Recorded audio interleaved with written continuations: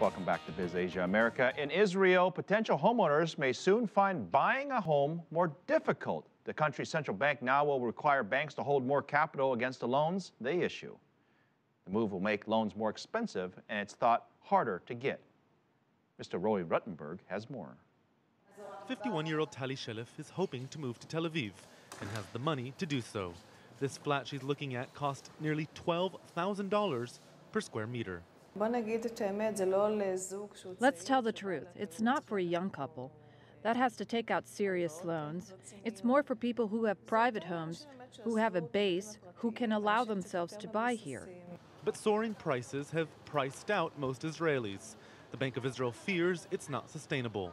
Worried that a potential crash will take the country's conservative banks down with it, the central bank has changed lending regulations.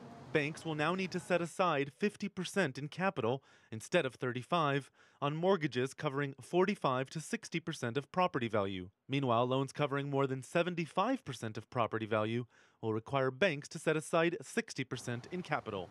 Essentially, that means less money the banks can give out.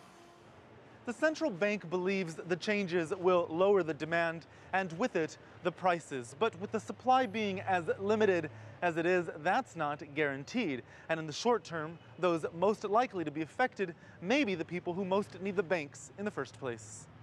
I bought a house recently. I am 45 years old.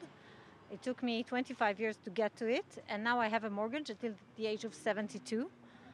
So it's clear that the biggest burden will be on young couples, those who don't have many means, and it makes it harder for them to acquire apartments, new apartments in Israel.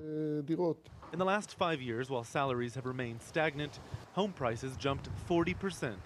And it appears the government hasn't forgotten the so-called social justice protests, then over rental prices that drove Israelis to the streets en masse in recent years.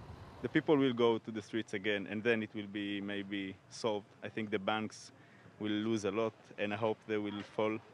And that's exactly what Israel's institutions and well-established Israelis are hoping to avoid.